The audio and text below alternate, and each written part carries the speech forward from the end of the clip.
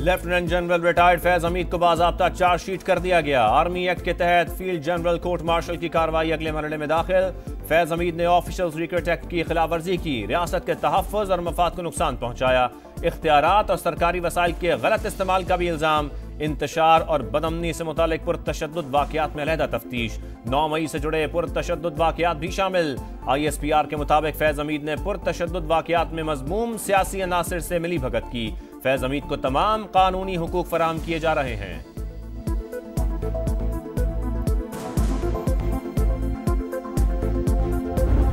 पाकिस्तान के अंदर वो जो दोहरा मेयार था, ताकतवर और अमीर के लिए कुछ और गरीब के लिए कुछ और, वो खत्म हो गया है। इस शिकंजे के अंदर तहरीक इंसाफ, इमरान खान साहब समेत, बेगम साहिबा समेत और हवारी समेत ये शिकंजा उधर तक जाएगा। मैं सरप्राइज और शॉक नहीं होऊंगा कि अगर वो भी आर्मी कोर्ट में आए।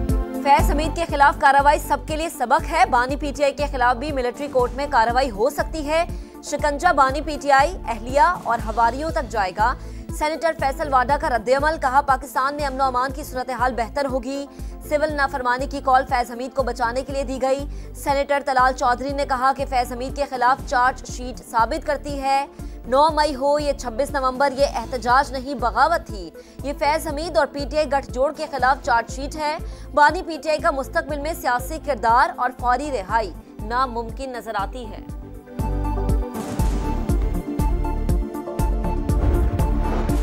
फैज हमीद के खिलाफ चार्जशीट में संगीन इल्जामात लगाए गए हैं। फौजी जर्नल का सियासी सरगर्मियों में मुलव्वस होना और ऑफिशियल सीक्रेट एक्ट की खिलाफ वर्जी बड़े इल्जामात हैं। दिफाई तजियाकारों का रद्द-ए-अमल, कहा रिटायरमेंट के बाद भी फैज हमीद का सियासी मामलात में हिस्सा लेना नाकाबिल कबूल है। मुल्क को नुकसान पहुंचाने पर सजा देना अहम है। फैज हमीद सियासी तौर पर आगे बढ़ रहे थे, वो अपनी मजीद तैनाती का सोच रहे थे। फौज किसी को बिला वजह नहीं पकड़ती।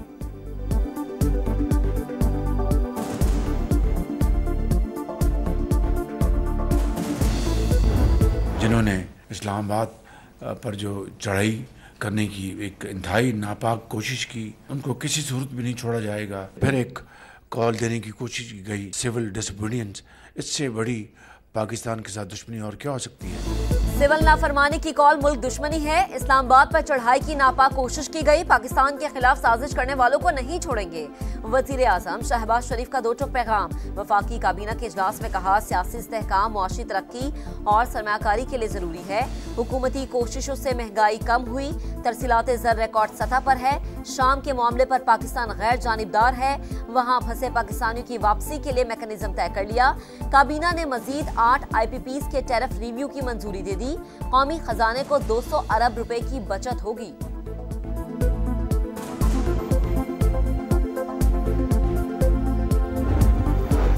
PTI फौज को कमजोर करके बैरूनी कुव्वतों को फायदा पहुंचाना चाहती है। फौज मजबूत होगी तो मुल्क मजबूत होगा। वफाकी वजीर इत्तलात अता तारड़ की प्रेस कॉन्फ्रेंस का खैबर पख्तूनख्वा के वज़रा ने सिविल नाफरमानी की कॉल का बायकॉट कर दिया। PTI मुश्किलात और तकसीम का शिकार है। ये जमात मुल्क में इंतशार और अनारकी चाहती है। मदारिस रजिस्ट्रेशन का ऐसा हल चाहते हैं जो सबके लिए काबिल कबूल हो।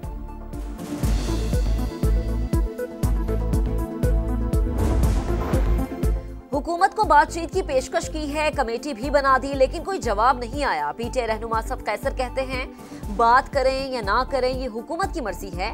हमारे पास एहतजाज को आगे बढ़ाने के कई ऑप्शंस मौजूद हैं। मौलाना फजल रहमान के साथ राबते में है। ख्वाहिश है मिलकर तहरीक चलाएं।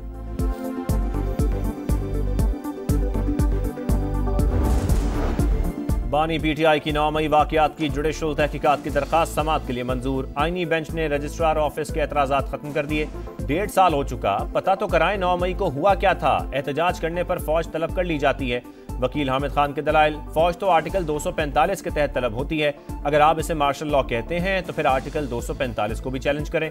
जस्टिस मोहम्मद अली मजहर के रिमार्क्स, आप मार्शल लॉ का कहकर स्वीपिंग स्टेटमेंट दे रहे हैं। क्या किसी अथॉरिटी का कोई ऐसा हुक्म मौजूद है जिसे आप चैलेंज कर रहे हैं? जस्टिस जमाल मंदोखेल का इस्तफसार।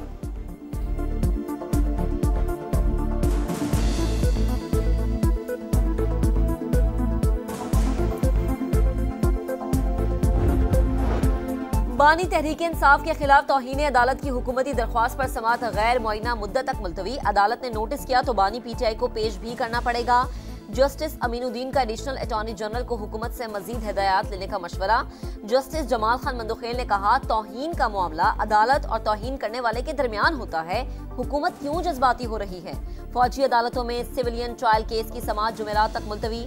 आईनी बेंच ने बानी को खैबर पख्तूनख्वा जेल मुंतकिल करने की दरख्वास्त भी खारिज कर दी। शहरी पर 20,000 रुपए जुर्माना।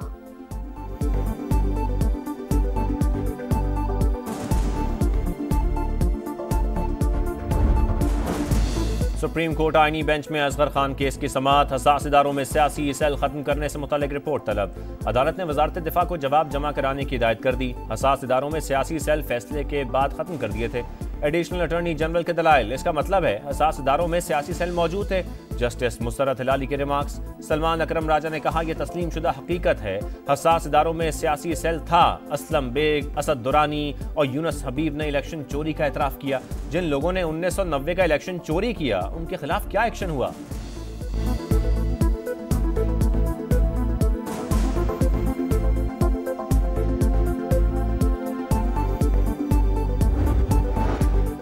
यूरोप में सिक्योरिटी फोर्सेस की कार्रवाई, 15 ख्वारिज मारे गए। असलहा, गोला बारूद और धमाका खेज मवाद बरामद। शदीद फायरिंग के तबादले में सिपाही आरिफुल रहमान जामे शहादत नोश कर गया। वज़ीर आला पंजाब का दौरा चीन। मरियम नवाज के एजाज में ज़ोहराना। कम्युनिस्ट पार्टी ऑफ चाइना की नायब मिनिस्टर ने इस्तकबाल किया। वज़ीर आला पंजाब की चीनी सरमायाकारों को ताउन की पेशकश। कहा, माहौलियाती तब्दीली, वेस्ट मैनेजमेंट, ज़राअत और यूथ डेवलपमेंट के शोबों में ताउन का खैर मकदम करेंगे। मरियम नवाज ने communist party of China international department के मिनिस्टर से भी मुलाकात की। लोकल गवर्नेंस और देही तरक्की के लिए चीन के तजुर्बात से फ़ायदा उठाने की ख्वाहिश का इजहार।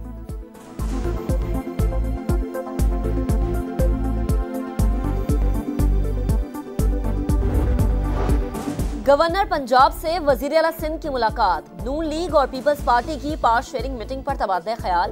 प्रेस कॉन्फ्रेंस में मुराद अली शाह ने कहा कि केपी में अमन अमान की सूरत हाल गंभीर है। पीपल्स पार्टी हमेशा से बामकसद डायलॉग की हामी है। पीटीआई पहले फैसला कर ले कि बात करनी किससे है।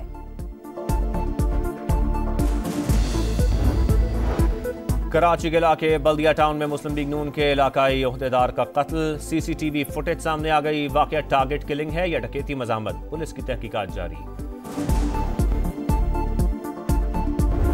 दुकानदार भी तंग हो गया है कि यार हम किस से बात करें। पीटीआई ने इतने अरसे में क्या किया है, हमारे सूबे में क्या किया है, इनको इस्तीफा देकर चले जाना चाहिए। पता ही नहीं है फुटपाथ किधर है, सारे रोड भी ब्लॉक बना हुआ है। पेशावर के किस्सा ख्वानी बाजार में तजावुजात की भरमार। शहरियों का पैदल चलना मुहाल। ट्रैफिक जैम मामूल। मार्केट की तज़ीनो आराइश पर कई मरतबा करोड़ों रुपए लगे, लेकिन मसला जूं का तूं। शाम में अफरा तफरी। इसराइली फौज की शरंगेजी। गोलान की पहाड़ियों पर कब्जे के बाद बफर जोन भी हत्या लिया। सऊदी फौज के टैंक दमिश्क से 20 किलोमीटर दूर बफर जोन पर कब्जा आर्जी है। सऊदी फौज ने सलामती काउंसिल को खत लिखकर आगाह कर दिया। शामी हुदूद में दाखिल होने की तरदीद। दमिश्क में एयर बेसेस और असलहे के जखीरे पर शदीद बमबारी।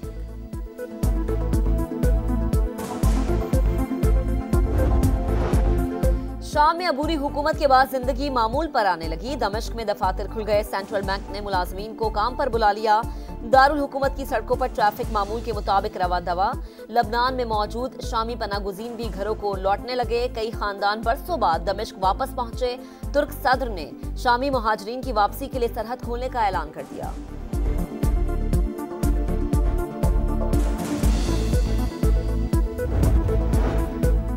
मकबूलियत खोने के बाद मोदी सरकार के ऊंचे हथकंडे। उत्तर प्रदेश में 180 साल पुरानी फतेहपुर नूरी मस्जिद को शहीद कर दिया। मस्जिद 1839 में मुगल दौरे हुकूमत में तामीर की गई थी। Army chief general Asim Munir से कैमरन पेट्रोल गोल्ड मेडल जीतने वाली टीम की मुलाकात। सिपाही सालार ने शानदार कामयाबी पर मुबारकबाद पेश की।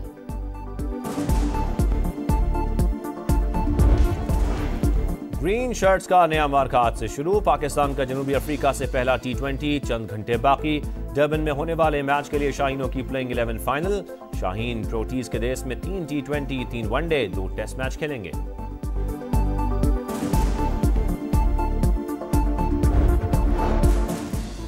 एशियन पावर लिफ्टिंग चैंपियनशिप में नू भट्ट का बड़ा एजाज, 400 किलोग्राम वजन उठाकर एशियन रिकॉर्ड अपने नाम कर लिया। पाकिस्तानी लिफ्टर ने स्क्वाट मुकाबलों की 120 प्लस कैटेगरी में गोल्ड, बेंच प्रेस में सिल्वर मेडल अपने नाम किया। और सवात में खिजा के रंग, वादी मरगजार के नज़ारे मजीद हसीन हो गए। मुल्क भर से सयाहों की आमद, कोयटा का मौसम भी ठंडा ठार, सब्ज कहवा का इस्तेमाल बढ़ गया। कराची में भी सर्दी आ गई। महकमे मौसमियात ने पंजाब में मजीद सर्दी की पेशगोई कर दी।